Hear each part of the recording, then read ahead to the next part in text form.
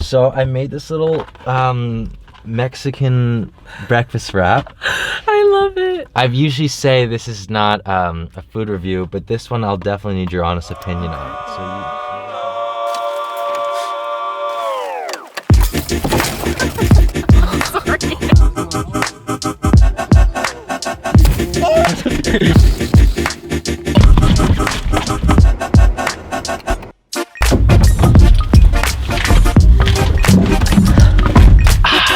Welcome back to Fksalad. I have my friend Nikolina here today. Hi. We haven't seen each other in like since 8 months. Since our last event we did together. Yeah. Probably. I don't think I've seen you since then. I don't think so either. Probably since the cleanup of that. Wow, yeah. Crazy. Time flies. But this is why we do this show. We try and bring people together who haven't seen each other in a while, catch up, spark conversation, and try a bit of vegan food. So I gotta ask, okay. Are you hungry? A little bit. Thank you.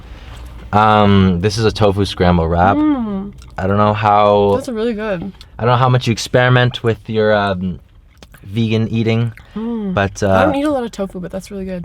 It's not bad. It's all about the spices. If you're ever cooking tofu. What's on there? What spices you put on? Paprika, turmeric, cumin, salt, pepper. Just a bunch. Like that's really good. Yeah. It tastes like some fancy vegan food. I do vegan my cafe best. Food. See, yeah. I just need that ego. Well, it's here if you want some more throughout the episode. You. But it's so nice to see you. It is, honestly. And it's funny that this is about the same time I think I met you, maybe 2 years ago now. 2 years ago, yeah. Right before Beyond the Gram. Yes. Yeah. So our mutual friend Alice brought Nikolina out to be her, what would I call it? You are number one and number two. We were each gonna bring out two other independent artists. Oh yeah. So you were number one and number two on her side. Shout out Alice. Yeah, shout out Alice. So Nikolina pulled through with her. I don't even know where to begin. I don't know either. There's a lot to talk about. There's a lot to talk about. And I feel like I said it in a lot of episodes, but like this is definitely one. Because I didn't know who you were growing up. Even though we both lived in KW, which is interesting. You grew up in KW your whole life then? Yeah. And then what was high school like in terms of finding your style? Were you like always doing art growing up? I was always doing art. I was always like drawing and like dabbling with painting and stuff, but I never really knew what to paint. Like I was just like painting like my dog, like flowers and stuff. And then it was weird, in university is when I really like switched over to like this conceptual stuff that I do right now. I was in science in first year.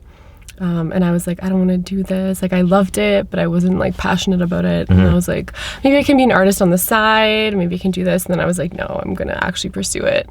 So then I like switched university programs and like really started doing my art. And like, it kind of just came to me. Like, I don't know. I feel like it was like some channeling type stuff. Like, it still blows my mind. The style that you have blows my mind. And that's why I'm always going to be fascinated with your work. And you're going to see a bit of that shortly. But how would you describe it without looking at it? I don't know. One time someone told me that it looked psychedelic without looking psychedelic. Like that it like spoke psychedelic type messages, but it didn't have that like typical psychedelic style of art, which was really interesting because that kind of is what I'm pushing. But I don't know, I do it in like a weird surrealist way where I take like different objects and try to create a meaning out of combining different objects. And that came from, you said you kind of like evolved your style. Was there any kind of specific moment where it just kind of shifted from dogs and flowers to what you have now? It's like, I'd love to know if there was any kind of crazy realization in that path. There definitely was, honestly. One time there was actually a moment in my life where I was like, whoa. Like, it's hard to describe, honestly. I feel like if you don't go through something like that, you just can't like really describe it. But essentially I was like thinking about like a classroom, and in the classroom there was like a bunch of kids and they were reading a book like about that classroom. And like this one kid like turns around and he's like, whoa, like that's me, like I'm in that book. And like I was just like, holy shit, like I'm watching all these movies, I'm watching all these shows, like reading all these books, seeing all this art, but they're just like expressing what I'm going through, which is just like such a weird like self-awareness realization. And then after that I was like obsessed. I was like, I need to express this somehow. Did you kind of always have that deeper level of thinking growing up, or did that also kind of shift in like university, high school as well?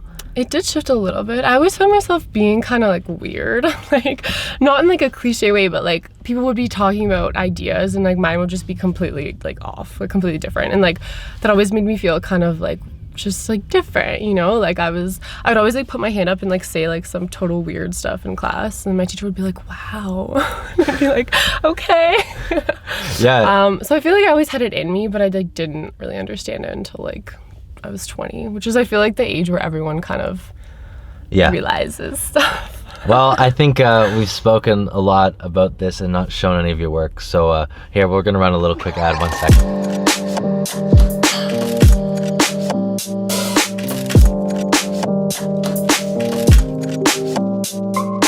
Okay.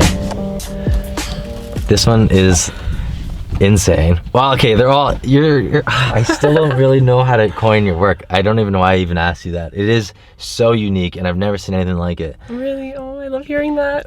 Except actually for that one account you reposted on Instagram the other day. Did you see that kind of psychedelic? Yeah, was it Bangaroo? Yeah, that stuff is great. Really good. Yeah, she's really good. She's from Canada. I don't know where she's from, but do you pull any other inspiration from artists, or this is all inside your head? I feel like I definitely do get inspired by the artists. I get inspired by like people's hustle, you know? Like when I see people really just like being really authentic and like really not caring about other people's opinions and just pushing their own style, like it inspires me to do the same. So I'm not necessarily like aesthetically inspired. Like I feel like I have enough ideas on my own, but I'm inspired by people actually like putting in work and chasing their dream.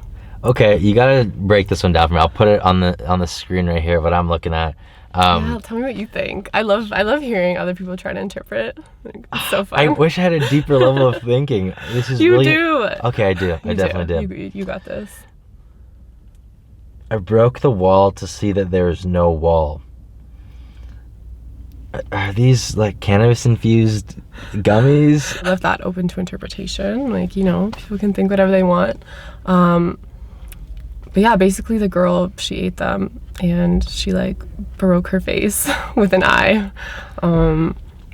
See, like it looks like it should be just a normal girl, but then her eye's all off, right? What I was trying to express is like seeing beyond yourself.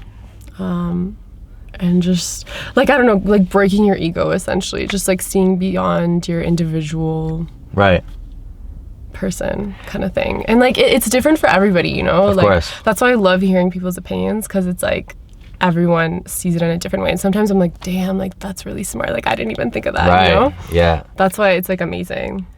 Well, you definitely stumped me on this one. But maybe it's my level of thinking, but maybe I just don't even know what true art is. And you would obviously define this as real art, but what makes good art? Something that I actually can't understand, I'd say.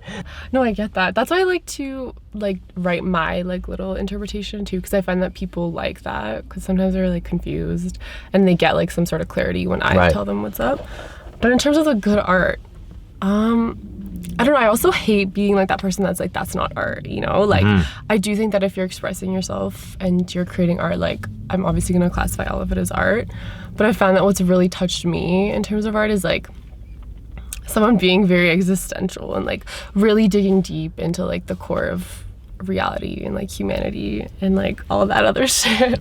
Nah, it's not shit, it's amazing. It's so you know? Cool. Yeah. And like, it's just, I feel like even like the biggest artists that are just like speaking their truth are really like breaking down all these walls of like society and like people's thoughts and all this stuff, and just like really asking questions. And like, because I feel like every artist is just like confused and we're like trying to figure it out through art. So yeah, I don't know, just asking very like deep questions, really digging deep. And also one other thing that I really like about art is art that forces you into the present. Like that, for example, music and like video and like film and stuff, like you're really, really, really present if you're really captivated by it, which is just insane, because being present is like the key to really actually seeing what's around you, you know? Have you had any like struggles that have kind of set you back in terms of making a bunch of cool stuff all at once? Or how long would something like this take you? Let's start with that. Well, honestly, it depends. It depends on how hard I work, you know? Like, if I paint, like, for, like, half an hour, like, every third day, like, it takes me, like, a month, you know? But if I really, like, go on my grind and just work, like, every day for, like, 10 hours, like, I can finish in, like, a really good painting in, like, a couple days or, like, in a week or something. But, yeah, like, in terms of creating it, like, I definitely don't have a lack of ideas. I feel like I'm constantly writing down ideas on my phone, like, you know, which everyone should do, because I feel like we're given all these ideas, and if we don't write them down, like, we're gonna forget. Yeah. Which is, I feel like a lot of people can relate to. But in terms of creating it, I've definitely, like, gone through some stuff where I just don't create, and it's like this weird struggle where, like, I don't create because, like, not because I have a lack of time, or not because, like, I don't have the resources or anything. It's just, like, I can't find it in me to do it, even though I really want to do it. It's weird. It's, like, a weird oxymoron. So what do you do in those type of situations? And not to, like, kind of snap out of it, or do you have to just let that kind of happen for a bit? I feel like I just have to let it happen. Honestly, I've painted, like, 3 paintings this year, which is, like... Oh, it's 2020. Yeah, That's good. Yeah, no, not 2020, 2019. Like, You painted 3 in 2019. yeah. Oh, okay. Yeah, and I've done like some digital and, like, drawing. I've painted a lot of sneakers and stuff. But, like, actual paintings, which is what's really my thing. Like, I painted 3, which is just really insane, because before that I was painting so often and so weird. So 2019 was just, like, a really weird year for me, because I had to just, like, ride it out. I had to, like, see why I didn't want to do it, you know. And I feel like now I'm just kind of exiting that. Right. So you're on the the up and up then. Yeah. Amazing. Definitely. Sometimes I like to think about how, like, 15 years ago, like, how did artists do it, you know? Right. It's like, it's really weird, because I feel like all of us are so into Instagram right now, because it's such a great tool, and, like, you can reach such a big audience. But, like, before that, like, people were, like, posting stuff on the street, or, like, you know, going into galleries, like, in person and, like, showing their work. And it was just, like, weird. Like, it's so different. Like, I'm really trying to, like, expand my way of reaching the mass, like, beyond social media. And then I find that too, like, there's, like, all this talk about, like, how social media is toxic. And, like, what do you think of that? Whoa.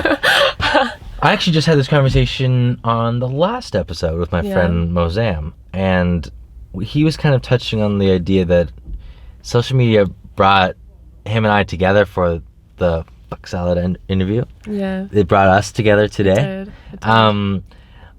I think it's always going to be that answer of, it depends how you use it, right? I'm right now really big into consuming and not enough producing for social media. I would call that a talk. Right now I have a toxic relationship with social media for that reason. But as a creator myself, I know how to flip the switch, or I can see where I'm going to be flipping the switch very soon, and I'll be producing more than I am consuming. But on that note, I would definitely recommend TikTok for you. Yeah, I still haven't downloaded it. Like, definitely should. This is the TikTok talk show. That's what we call it now. No, but for real, I really should. It's blowing up. It'd be cool to see your process. That's true. 15-second videos. That's true. And it's interesting about TikTok is that instead of making it for your Instagram followers, you'd be making it for people who don't know who you are, because you can get a lot more views on TikTok from completely random people with no followers, because it just gets picked up in the algorithm. True. Business advice. Advice for you, advice for the listeners. Love it. Yeah. We're going to take another quick break. We'll be right back.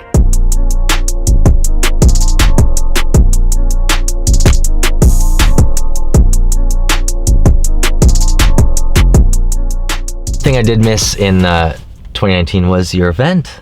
Your solo exhibition. Yeah, that happened in June. How was that? It was great. It happened at Studio on King, which is, like, right there. Yeah. Like, right on King. It's like this cute little studio, all white walls, like some couches and stuff.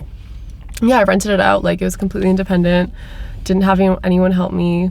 Had a bunch of my art, had a bunch of, like, my old art from when I was a kid. I had a bunch of sneakers, like, all my clothes from Stain and things like that, and it was just so fun. I had, like, 100 people there. Amazing. Which was so great to see, just, like, people coming out for me. Of course. And yeah, I love throwing events. Like, it's just so fun bringing people together, and I feel that, you know, like, especially in KW, we need more events. Definitely more of that. Yeah. So I think we're due maybe sometime end of this year. Hopefully, Yeah, we'll get our yeah. collab back in Yeah, we need to. back in progress. I do have one event that I will mention to you off camera Okay. because we've been scheming something. Okay. So, but until then, we'll be in touch. Definitely. And definitely, for all always. you listeners out there, just so you know, or watchers, I guess, I've started to kind of evolve these podcasts, talk shows. I haven't been driving around much lately. It's easier just to like talk and listen to someone face to face in my car and just use this as a floating studio rather than just an actual car that we drive around in. Yeah, so sick. So we didn't drive anywhere today, but And we have vegan food. I love it. Like we do it all. Okay, let's get out of here. Okay. See you guys in 2 days. Bye.